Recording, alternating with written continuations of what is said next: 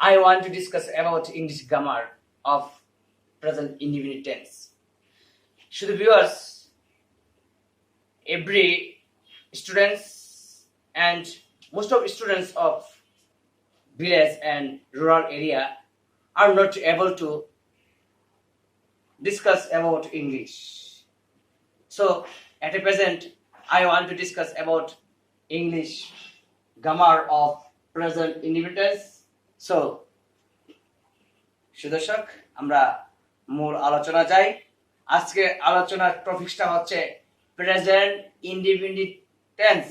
Present indefinite tense আমি যে যত টেন্স সংক্রান্ত যত জ্ঞান থাকবে সে তত দক্ষ ইংলিশে। Otherwise there is no way of skill of English. So আমি বলতে চাই যারা স্বপন মাল্টিমিডিয়াকে সাবস্ক্রাইব করেছেন তারা অবশ্যই ইংলিশের যত গ্রামাটিক্যাল যত প্রবলেম আছে সবকিছু সলভ পেতে পারেন। সো যারা এখনো স্বপন ইংলিশ কেয়ারকে সাবস্ক্রাইব করেন, সাবস্ক্রাইব করে পাশে থাকুন। আর আমার ইংলিশের যত গ্রামাটিক্যালি প্রবলেম সলভের টপিকস আছে সবগুলো দেখতে থাকুন। আর অবশ্যই দেখতে একদিন ভালো লেগে যাবে। আর ভালো লাগলে অবশ্যই সাবস্ক্রাইব করে পাশে থাকবেন। আজকের আলোচনার বিষয় হচ্ছে প্রেজেন্ট ইনডিফিনিট টেন্স। আজকে আলোচনার বিষয় হচ্ছে প্রেজেন্ট ইনডিফিনিট টেন্স। আচ্ছা, আমি এখন প্রেজেন্ট টেন্স কাকে বলে এই সংজ্ঞাটা সংক্ষিপ্ত ভাবে আলোচনা করব এবং কিভাবে গঠন করতে হয়, কিভাবে চিনতে হয়, কোন টেন্স কিভাবে চিনতে হয়। আজকে আলোচনার বিষয়টা প্রেজেন্ট ইনডিফিনিট টেন্স কিভাবে চিনবেন, বাংলা ক্রিয়াপদের শেষে কি থাকলে আমরা ভেবে নেব, ধরে নেব যে প্রেজেন্ট ইনডিফিনিট টেন্স, সেই সংক্রান্ত ব্যাপারে আলোচনা করব। সুদর্শক আমরা মূল আলোচনায় যাই। প্রেজেন্ট ইনডিফিনিট টেন্স যে কাজ বর্তমান সময়ে হয়, যে কাজ বর্তমান সময়ে হয় তাকে বলা হয় প্রেজেন্ট ইনডিফিনিট টেন্স। যে কাজ বর্তমান সময়ে হয়, যে কাজ বর্তমান সময়ে হয় তাকে বলা হয় প্রেজেন্ট ইনডিফিনিট টেন্স। আচ্ছা, যে কাজ বর্তমান সময়ে হয়, তাহলে আমি তো বর্তমান সময়ে এখন কি ক্লাস নিচ্ছি, এই যে কাজটা হচ্ছে বর্তমান সময়ের ভিতরে হচ্ছে, তাহলে এই কাজটা ধরে নেব কি প্রেজেন্ট ইনডিফিনিট টেন্স। যে কাজ বর্তমান সময়ে হয় তাকে বলা হয় প্রেজেন্ট ইনডিফিনিট টেন্স। এখন আমি ক্লাস নিচ্ছি, এটা বর্তমান সময়, এটা হচ্ছে প্রেজেন্ট ইনডিফিনিট। আচ্ছা, কিভাবে চিনবো প্রেজেন্ট ইনডিফিনিট টেন্স? কিভাবে চিনবো প্রেজেন্ট ইনডিফিনিট টেন্স? বাংলার ক্রিয়ার শেষে, ক্রিয়াপদের শেষে অ, হ্রস্বই উ, দন্ত অন্ত্যেষ্টি অ, দন্ত ন, দন্ত স। আমি আবারও বলছি, ক্রিয়াপদের শেষে অ, হ্রস্বই উ, অন্ত্যেষ্টি অ, দন্ত ন, দন্ত স। যদি শুধু দর্শক বাংলা ক্রিয়াপদের শেষে যদি অ, হ্রস্বই উ, অন্ত্যেষ্টি অ, দন্ত ন, দন্ত স থাকে বাংলা ক্রিয়াপদের শেষে, তাহলে আমরা ধরে নেব প্রেজেন্ট ইনডিফিনিট টেন্স। হ্যাঁ সুদর্শক, এখানে আলোচনা করব গঠন প্রণালী। Subject plus V one plus object plus extension. আমরা জানি শুধু দর্শক, আমরা জানি subject plus verb plus object plus extension থাকলে আমরা ধরে নেব present indefinite tense. Present indefinite টেন্সে প্রথম বসে সাবজেক্ট, তারপর ভার্ব, তারপর অবজেক্ট, তারপর এক্সটেনশন। আমরা ডাইরেক্টলি এই টপিকগুলো মুখস্থ করে ফেলবো। হ্যাঁ, মুখস্থ করে কি subject plus verb plus object plus extension ধরে নেব প্রেজেন্ট ইনডিফিনিট টেন্স। আমরা আরটি থিং অবশ্যই মুখস্থ করে ফেলবো যে প্রেজেন্ট টেন্সে থার্ড পারসন সিঙ্গুলার নাম্বার অনুযায়ী যদি প্রেজেন্ট ইন্ডিপেন্ডেন্ট টেন্সে third person singular number third person কোনগুলা আমরা ধরে নেব হি, শি, এবারে হি, হ্যাঁ, এবং নেম, হ্যাঁ, এগুলা থার্ড পারসন সিঙ্গুলার নম্বর অনুযায়ী ভার্বের শেষে যদি এস থাকে, এস এস থাকে, এস এইচ থাকে, সি এইচ থাকে, এক্স জেড থাকে, তাহলে ভার্বের শেষে ইএস যোগ হবে, না থাকলে এস যোগ হবে। আমি আবার বলি, থার্ড পারসন সিঙ্গুলার নাম্বার অনুযায়ী যদি ভার্বের শেষে এস থাকে, এস এস থাকে, এস এইচ থাকে, সি এইচ থাকে, এক্স থাকে, জেড থাকে, তাহলে ভার্বের শেষে ইএস যোগ হবে, নতুবা এস যোগ হবে। সুদর্শক, আমি এতক্ষণ যে টপিকসটা আলোচনা করছি সেটা আমি এখন ফেস টু ফেস আমি বলার চেষ্টা করছি। আমি এখন বর্তমান সময়ে এই ক্লাসটা নিচ্ছি, এটা বর্তমান সময়ে কাজ। তাহলে আমি সংজ্ঞাতে কি বলেছিলাম? যে কাজ বর্তমান সময়ে হয় তাকে আমরা প্রেজেন্ট ইনডিফিনিট টেন্স বলি। আমরা সুদর্শক, প্রেজেন্ট টেন্স 4 প্রকার, এর ভিতরে 1 নম্বর টেন্স হচ্ছে প্রেজেন্ট ইনডিফিনিট টেন্স। তাহলে যে কাজ বর্তমান সময়ে হয় তাকে বলা হয় প্রেজেন্ট ইনডিফিনিট টেন্স। আমি আবার বলছি, যে কাজ হয় বর্তমান সময়ে হয় তাকে বলা হয় প্রেজেন্ট ইনডিফিনিট টেন্স। তারপর কিভাবে চিনবো? বাংলা ক্রিয়াপদের শেষে অ, রস্বই, উ, অন্ত্যেষ্টিয় অ, দন্ত স, দন্ত ন থাকলে আমরা ধরে নেব প্রেজেন্ট ইনডিফিনিট টেন্স। এবারে গঠন প্রণালী, subject plus verb plus object plus extension. আমি আবার আরেকটি টপিকস বলছি, এটা অবশ্যই মাথায় রাখতে হবে, মুখস্থ করে ফেলতে হবে। Every student try to memorize of these topics, otherwise you're not able to discuss any English grammatical rules. So everybody try to memorize this program, these topics, this method. So third person singular number অনুযায়ী কি যদি ভার্বের শেষে S থাকে, S S থাকে, C H থাকে, C S থাকে, x Z থাকে, তাহলে ইএস যোগ হবে, নতুবা এস যোগ হবে। আমি এখন বলতে উদাহরণ টানছি।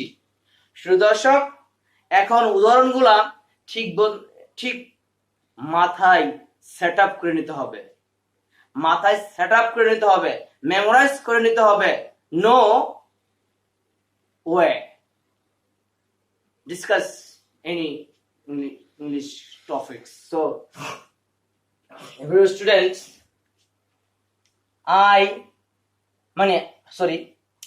আমি খাই, আমি সাবজেক্ট,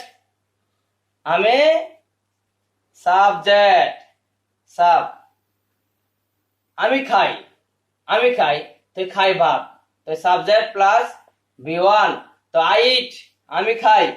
আমরা ভাত খাই, তাহলে উই সাবজেক্ট, ইট ভার্ব, তাহলে অবজেক্ট হচ্ছে রাইস। তাহলে আমরা ভাত খাই, উই ইট রাইস, তাহলে we subject, eat verb, rice object. আমি কি বলছি? প্রেজেন্ট ইনটেন্সে subject plus verb plus object. তাহলে উই ইট রাইস, আমরা ভাত খাই। তুমি যাও। আমি আবারও বলছি, একটা কথা বলতে চাই যে আমি খাই, তাহলে কি আছে? ই, এই যে আমি বা আমরা ভাত খাই, ই। তুমি যাও, উ, ঠিক আছে? ক্রিয়াপদ, ক্রিয়াপদ, ক্রিয়াপদ। তুমি আসো, দন্ত স। অ, এখানে কি আছে? তুমি আসো, তুমি আসো।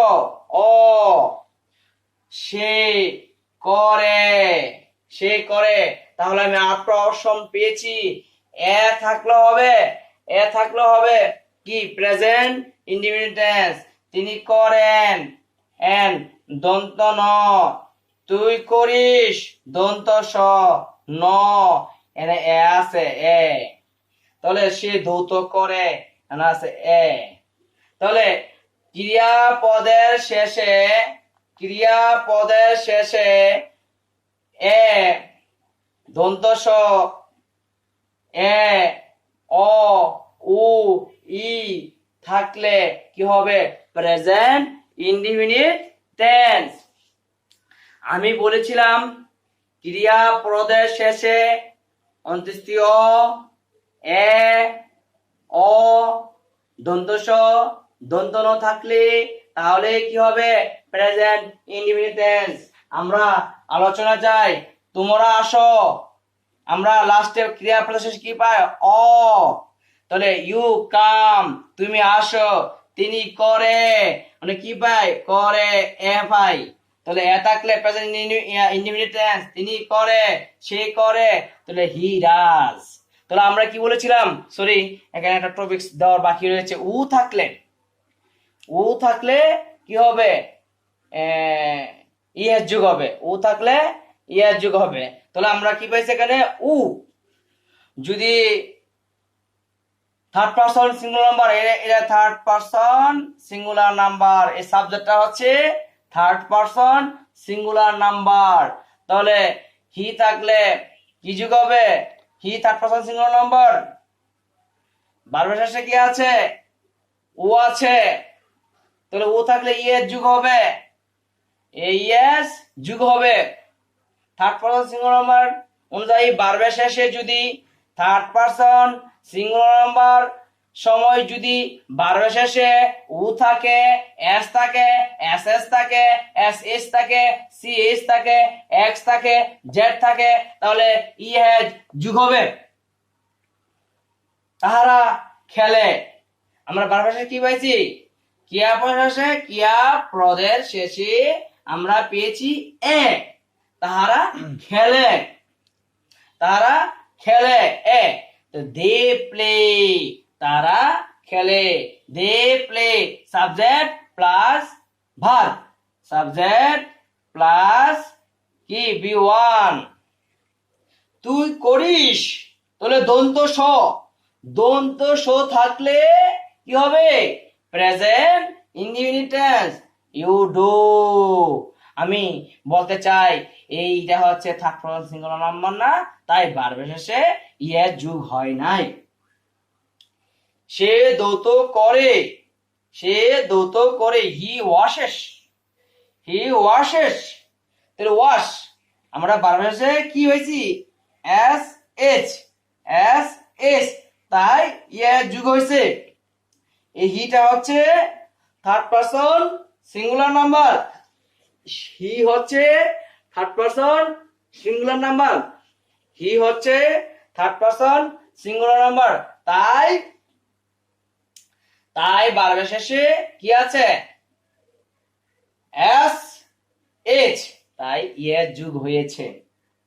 সুদর্শক, আমি বলতে চাই থার্ড পারসন সিঙ্গুলার নাম্বার অনুযায়ী ভার্বের শেষে, থার্ড পারসন সিঙ্গুলার নাম্বার অনুযায়ী ভার্বের শেষে এস বা ইয়েস যুগ হয়। যদি প্রেজেন্ট ইনডিফিনিট টেন্স করার সময় থার্ড পারসন সিঙ্গুলার নাম্বার অনুযায়ী ভার্বের শেষে যদি ও থাকে, এস থাকে, এস এস থাকে, সি এইচ থাকে, এক্স জেড থাকে, তাহলে ই এর যুগ হবে, না থাকলে এফ যুগ হবে। তাহলে থার্ড পারসন সিঙ্গুলার নাম্বার কোন subject? Third person singular number এর সাবজেক্ট গুলো হচ্ছে শি, হি, বিভিন্ন নাম, এগুলো হচ্ছে থার্ড পারসন সিঙ্গুলার নাম্বার এর সাবজেক্ট। এই সাবজেক্টের শেষে বারবে প্রেজেন্ট ইনডিফিনিট টেন্সের সময় বারবার শেষে এস বা এস থাক যোগ হবে যদি বারবার শেষে এইগুলো থাকে। ঠিক আছে সুপ্রিয় দর্শক, এখন আমি আরো একটু বড় করে আলোচনা করতে চাই। আমরা টেন্সের ভিতর পি পজিশনের ব্যবহারও শিখে নিব। আমরা টেন্সের ভিতর পি পজিশনের ব্যবহার শিখে নিব। আমরা টেন্সের ভিতর পি পজিশনের ব্যবহারও শিখে নিব। যেমন যেমন আমি বাবার সাথে ভাত খাই। আমি বাবার সাথে ভাত খাই। I eat rice with father. এই উইথ শব্দের অর্থ সাথে বা সহিত। I eat rice with father. আমি বাবার সাথে ভাত খাই। I subject, eat verb, rice object. তাহলে subject plus V one plus object plus extension. এটা হচ্ছে এক্সটেনশন। এটা হচ্ছে এক্সটেনশন। আমি তাহলে এখানে আমরা আরেকটি ব্যবহার শিখে নিলাম। এটা হচ্ছে উইথ পি পজিশন। উইথ হচ্ছে পি পজিশন। তাহলে আমি বাবার সাথে, শুধু দর্শক শুধু স্টুডেন্টস আমি বলতে চাই যে আমি বাবার সাথে ভাত খাই। তাহলে আমি হচ্ছে সাবজেক্ট আর খাই হচ্ছে ভার্ব।